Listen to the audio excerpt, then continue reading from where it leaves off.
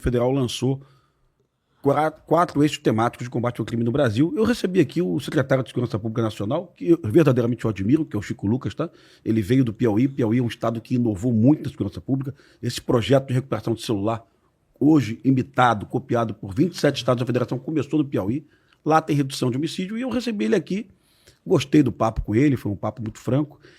E nós conversamos sobre os eixos temáticos que o governo federal escolheu. Follow the money, Faria Lima, buscar o dinheiro do PCC na lavagem, né? Obstacular a chegada de fuzis nas capitais, não tem como não gostar disso. Quanto mais a PRF trabalha na rodovia, mais seguro vai estar uma favela no Rio de Janeiro, a periferia de São Paulo. A questão que envolve equipar presídios, 120 presídios no Brasil com bloqueadores de celulares. E, por último, o governo federal fala da resolução de homicídios, que o Cajueiro colocou isso aqui. Equipar os IMLs, os Institutos Médico Legal, né? E equipar também as divisões de homicídio para elucidar mais homicídios. No final, o governo federal não fala do que mais impacta a periferia no Brasil, que você está vendo, você está visitando, que é o domínio territorial. É a barricada, a pichação do CV. Eu não sei porque o governo federal deixou para trás isso. Eu até tenho algumas teorias sobre isso. Talvez a esquerda brasileira entenda como recuperação de território, operação de alta letalidade, não necessariamente uma coisa tem a ver com a outra. Mas não sei se você conhece esses eixos. Eu só condeno esses eixos temáticos pela ausência da recuperação do território. Eu gosto de tudo. Mas quando o governo federal fala que recuperar o território não é uma prioridade, né? Isso me preocupa muito. Eu acho que a obsessão nossa na segurança pública deveria ser retirar a barricada e retirar todas as pichações de CV de todas as periferias do Brasil. Nem que eu chame o prefeito, tu vai ser meu parceiro nisso. Você está atento a isso? E nessa escala que eu te coloquei de prioridades, a recuperação de território, qual é a tua prioridade? Zero. Dia seguinte. Dia seguinte, porque assim, o presidente da República, ele tem como dever, junto com as Forças Armadas, zelar pela integridade do território nacional. Portanto, eu vou estar, a partir do dia 1, assumindo o mandato, em descumprimento do meu papel como presidente, ao não zelar pela preservação do território. Então, é obrigação, e tem que ser uma obsessão. Eu vou falar porque eu ponto a ponto, quando eu pego essas prioridades, eu concordo com elas. Só que elas partem sempre de uma premissa, e essa é a premissa que vai na questão do território. É a premissa, assim, que eu vou enfrentar o topo da cadeia alimentar, a Faria Lima. Não, por que não entram com fuzil na Faria Lima? E aí esquecem o outro lado, que é o lado ideologicamente conveniente para eles. Eles gostam da tomada do crime organizado na favela. Eles enxergam isso como um elemento fundante da ideia de luta de classe. Há muito tempo se discute isso. Foi discutido agora por parte do PSOL trazer o Oruan como candidato, porque eles falaram, olha como o Oruan tá sublevando as massas na favela. Pô, o Oruan é do Comando Vermelho. O MC postou do Comando Vermelho. Então, eles acreditam nisso. É uma crença verdadeira. E em muitos estados, eu vou tomar processo de condenação de novo, em muitos estados a relação é total. Então assim, vou falar aqui, o Eumano lá no Ceará, eu vou tomar outra condenação do Ceará, o Eumano no Ceará, ele é conivente, para dizer o mínimo, com a tomada territorial, e depois os candidatos dele fazem campanha nessas regiões. O prefeito lá de Santa Quitéria, que era ligado ao Comando Vermelho, é aliado dele, era aliado, que depois foi afastado, mas era aliado dele. O Lula veio aqui e eu vou profetizar, provavelmente o Lula vai fazer campanha em favelas controladas pelo Comando Vermelho. Aí depois eles falam, não, porque a gente tá fazendo uma operação utilizando muita inteligência. Eles adoram usar o termo inteligência. Muita inteligência pra pegar com o COAF, pra pegar o PCC e tal. Tô junto, vamos fazer isso. Agora, você não vai conseguir desmontar a operação do PCC só com isso. Você vai ter que retomar o controle do Porto de Santos e retomar o controle territorial da Baixada Santista. Baixada Santista, pra quem tá nos ouvindo, é igual aqui no Rio. É o tipo de ocupação similar, montanhosa, favela, montanha, fuzil. Mata Atlântica, né? Exato, é igualzinho. Então, vai ficar falando, não, vou pegar aqui, eu vou pegar o Bitcoin do cara. Não vai pegar só o Bitcoin. Assim como vai precisar ir lá na fronteira com Bolívia e com Paraguai, resolver a entrada não só do fuzil, mas da droga. Porque ali, por exemplo, que o PCC, ele é brabo, né? Essas brigas pra pegar o controle nas rotas de fronteira, ele é brabo. Então, vai ter que fazer isso. Só que eles convenientemente não entram nesses assuntos. Assim como eles convenientemente não entram na questão da cultura do tráfico na favela, da cultura de pobreza da favela e da transformação da favela numa espécie de uma fortaleza ideológica do inimigo. Então eu só acho conveniente ele falar isso. Porque eu concordo pontualmente nisso e vamos aplicar. Vambora. Mas ocupação territorial e a libertação daquelas pessoas, daquela subcultura horrorosa, vai ter que ser feito também. Perfeito. Cajueiro, pergunta? Tem sim, inclusive eu quase interrompi porque eu estava gostando do que foi falado, né? Curte Oruan, Cajueiro? Curte Oruan? Você curte Oruan? Quer ouvir um Oruanzinho? Não, de jeito nenhum, em nada. Porque ele serviu, esse cara comandou a UPP mais difícil do Brasil, que é o UPP do Complexo Alemão. Comandou por quanto tempo, Cajueiro? Foi um ano.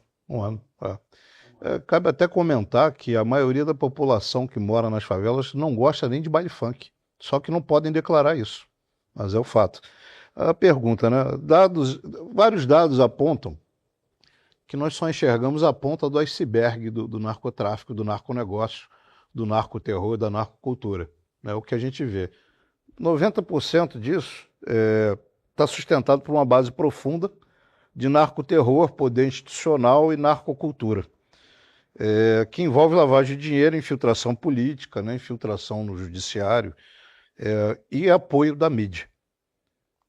A isso a gente associa o que nós chamamos de sofisma de Sherwood. Sherwood é aquela local, né, uma floresta, né, na Inglaterra em que vivia Robin Hood, Lady Marian, Fred Tuck, João Pequeno. Era um negócio ideal, né? Um idealismo, quase um paraíso, com honra, lealdade, justiça, dignidade. E aí criam aberrações como a DPF 635, né, que trata de N dificuldades para a polícia poder entrar, tendo trechos, o termo talvez não seja esse, também, talvez o Chau possa complementar o Pimentel, mas só pode atuar em situações extremas, né, diferenciadas, o que acontece lá todo dia. Emergenciais, esse é o termo exato. Emergenciais. Situações emergenciais. Eu adoro esse cacoete brasileiro, essa jabuticaba da gente criar eufemismos. Eufemismo. Né? Sem excepcionalidade. O que é emergencial. Excepcionalidade, mas ninguém diz o que é isso. Né? Ninguém diz o que é. Aí, finalmente, né? Essa situação toda, nós presenciamos, vimos lá, violação de mulheres, né? E violação de residências, obrigação do cidadão que mora dentro da comunidade, numa favela, de guardar arma, guardar drogas, guardar equipamento, desrespeito completo, punições como tiro no pé, tiro na mão, queimar cabelo, espancamento, chegando a execuções via micro-ondas, né, que é um tema, para quem não sabe, que é uma série de pneus com gasolina e o alvo, a vítima, jogada ali dentro. Como é que o senhor pretende combater isso e acabar de vez com essa ideia de que a polícia entra nesses locais emergencialmente, enquanto nas nossas residências passa a patrulha todo dia em frente da nossa casa? Aberrações como a que eu citei, da DPF 635, fazem com que o cidadão que mora dentro desses locais praticamente perca o direito à polícia. Ou seja, está se criando ali um local de caldo de cultura para o crime. Então, como é que o senhor pretende combater isso e esclarecer esse sofisma, né? Essa hipocrisia de que é o paraíso e as polícias militar, civil, federal, eventualmente, entram lá para perturbar aquela paz, parece até uma Shangri-La ou coisas do gênero, né? Diga que você foi visitar Tavares Bastos do BOPE, viu, cara? Todo mundo viu na tua página. Sim. Então você viu um exemplo ali de uma comunidade que não é refém nem da milícia, nem do Comando Vermelho. Exato. Tu gostou Eu vi, ali, né? Maravilhoso. E mostra o seguinte, gel, ali né? o que só precisa agora é regularização fundiária e desenvolvimento econômico. As coisas vão sair, um pouco de urbanismo ali. Sim. Mas a autoridade policial, ela gera um lugar pacífico. Quem não viu, veja no Instagram do pré-candidato, ele visitando o BOPE com o Coronel Busnello, ele vai na laje do BOPE, né? Embaixo uma comunidade chamada Tavares Bastos, uma comunidade que não tem nenhum homicídio Exato. há 27 anos, né? É mais seguro do que Dinamarca, do que Zurique, do que o que for, né? E para mostrar, que a maior parte dos moradores não querem cometer crime, e dois, quando você tem a autoridade policial e estabelece o controle sobre o território, acaba o crime. Nossa! E eles gostam do BOPE? Amam. Assim, amam. Eu andei lá, a mulher da venda ficou toda feliz quando chegou o cara do BOPE. Você aqui, dando lanchinho para as pessoas. Que levar todos os pré-candidatos lá, sabia? É uma aula de Brasil. É uma aula porque muita gente tem a ideia, por exemplo, que a favela é um lugar tomado por pessoas ruins. E na verdade não é. A favela, a maior parte das pessoas são altamente virtuosas. A elite brasileira, sem precisar, ela entra em escândalos de corrupção para ficar mais rica o tempo todo. Uma pessoa que mora na favela, veja, ela tá numa situação muito complicada. Optar por não ser um criminoso é um ato de coragem verdadeira. E a maior parte das pessoas optam por isso. Então essas pessoas precisam urgentemente ser resgatadas e inseridas economicamente. E por isso que o processo de desfavelização, eu tento falar isso o tempo todo, pra mim é a solução. Porque desfavorizar não é só arrumar o bairro.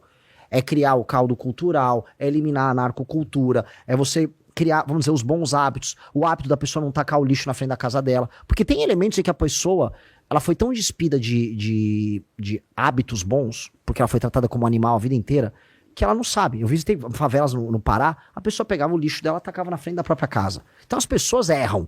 E eu não vou mentir para as pessoas, falando, não, você vai ser multado e bem multado e eventualmente preso se fizer isso. Agora, eu vou fazer a rua aqui, vai ter coleta de lixo, aqui tá a cesta de lixo e vai colocar coisa na cesta de lixo, tá? Mas voltando pro elemento da guerra. Essa DPF das favelas, a postura do Alexandre de Moraes ao longo de todo esse tempo, ela será enfrentada já no primeiro dia. Eu vou colocar as favelas nas primeiras operações e as cidades em estado de defesa e eu vou tocar as operações. E em bom português, eu já falei isso em outras entrevistas, e eu vou repetir, eu estou no estrito cumprimento do meu dever como presidente da República e para passar o estado de defesa eu preciso do Congresso. Eu pedi, o Congresso aprovou dia 5 de janeiro de 2027. Se vier uma decisão do STF, não é que eu só não vou cumprir. Eu não vou cumprir. Eu vou apenas com as forças policiais, se precisar de auxílio das Forças Armadas, vou fazer o meu estrito cumprimento do meu dever constitucional. Eu duvido, de coração aberto, eu duvido que o STF vai querer... Até porque tu estaria prevaricando, né? Exato. E eu considero... Deixar de agir uma prevaricação. Exatamente, que essa é a provocação. O presidente que permite isso está prevaricando. Eu vou fazer uma provocação, inclusive, para Forças Armadas. Os generais que estão aqui no Rio com seus super salários, muitos deles aqui no Rio com os clubes militares, todos eles pegam um carro com motorista para se encontrar no clube militar e tem que desviar das favelas para não ser assaltado. Veja só, quando ele desvia, ele está ali vendo na cara dele o descumprimento do dever constitucional dele. Porque os militares têm uma posição institucional de pressão que eles podem exercer sobre a própria presidência da República. Nós aceitamos isso, nós ficamos lenientes, nós ficamos macios, frouxos com relação a isso. Então o presidente da República tem que falar, eu estou prevaricando, eu tenho que tomar impeachment se eu não fizer isso. Então, decisão judicial que venha para obstar o cumprimento do papel do presidente, ela será ignorada. Como hoje eu vejo o Donald Trump ignorando decisões que vêm de instâncias menores. Não vai, eu vou cumprir a Constituição, vou cumprir isso e vou fazer a retomada territorial, que esta é a nossa obrigação. A retomada territorial. Só que ela tem que ser seguida de um outro elemento. Eu tenho com um slogan que rodou muito, que o pessoal fala, o prendeu, matou. Isso é um slogan que a gente criou numa live. Mas depois eu falei, mas depois do prendeu, matou, vem o bandeira, quartel, escola, que tem muito a ver com essa discussão que houve sobre o UPP, que é fazer uma espécie de UPP nacional e direito. Que a gente tem que ter um Estatuto Nacional da Desfavelização, que envolve desde investimento em infraestrutura, leilão reverso com participação da iniciativa privada, verticalização, criação de ruas e vias, leis muito claras e muito pesadas para não haver o processo de refavelização nesses lugares, tá? Presença do Estado, desconstrução inteira da ideia de crime organizado, aí vem as mudanças da lei penal, direito penal do inimigo, e usar as escolas como centros estratégicos de formação de uma nova juventude, especialmente com os meninos. De maneira clara, é uma questão lógica. Quem é a força de reposição do crime organizado? É um homem jovem. Quem é esse homem jovem? Em geral, esse homem jovem tem um desempenho escolar muito ruim, ele não teve a presença masculina dentro de casa, ele já é um jovem complicado já na escola, isso já é detectado no ambiente escolar, e ele vem de uma família mais humilde, presente em periferias de grandes cidades.